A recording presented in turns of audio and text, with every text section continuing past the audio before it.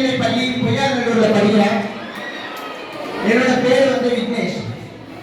எவ்வளவு படிப்பு இருக்கு, அதாவது கல்வி என்பது கடல்னு சொல்லுவாங்க. அந்த கடலை வந்து இப்பதான் நான் பாக்குறேன் கண் கூட. இந்த திரையில பார்த்த இந்த சார் சொல்றதை நான் கேட்டேன். அவ்வளவு நமக்கு முக்கியமான இது ஒரு கவர்மெண்ட் வந்து இந்த அளவுக்கு நம்மளுக்கு சொல்லிடுறாங்க. கல்வியினோட முக்கியத்துவத்தை நம்ம பார்க்கணும். வந்து இந்த ஸ்கூல்ல வந்து சேர்ந்தப்ப என்ன படிக்கலாம்னு தெரியாம இருந்தேன். பிரவீனா ஆதிபுரம்னால மேலே சொல்லி எலிசிபிலிட்டியில் +2 எக்ஸாம் எழுதி முடிச்சிட்டேன். நெக்ஸ்ட் என்ன படிக்கணும்னு எனக்கு எந்த ஐடியாவும் இல்லாமல் ரொம்ப குழப்பமாக இருந்துச்சு. எனக்கு கல்லூரிக்கான ப்ரோக்ராம் பண்ணிட்டு எனக்கு நிறைய ஐடியா கிடைச்சிருக்கு. நான் வந்து கார்டியோ பல்மனரி பர்ஃபியூஷன் டெக்னாலஜி படிக்கலான்னு இருக்கேன்.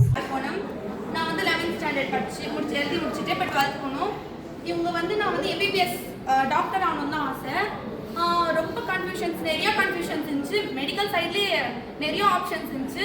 அதெல்லாம் கிளியராக எந்தெந்த எவ்வளோ இயர்ஸ் படிக்கணும், எப்படி எது படிக்கணும், நீட் எப்படி எழுதணும் எல்லாமே தெளிவாக சொல்லி கொடுத்தாங்க. ஒரு கன்ஃபியூஷன் போயிட்டு இப்போ நல்லா தெளிவாக இருக்குது மைண்டு. மெடிக்கல் சைடில் எது எடுக்கலான்னு ஒரு கன்ஃபியூஷன் இல்லாமல் இருக்குது. என் கல்லூரி கனவு என்ற சிறப்பான நிகழ்ச்சி இன்றைய தினம் நடைபெற்றது.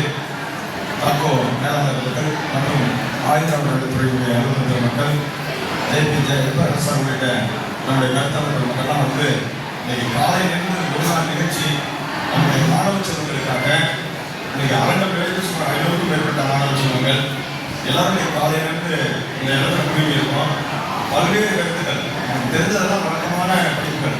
4 வருடத்திற்கு மூலமாக மட்டுமல்லாமல் வருடம் முழுவதும் உயர்கல்வி நிகழ்ச்சி பதிவு நடைபெறுகிறது.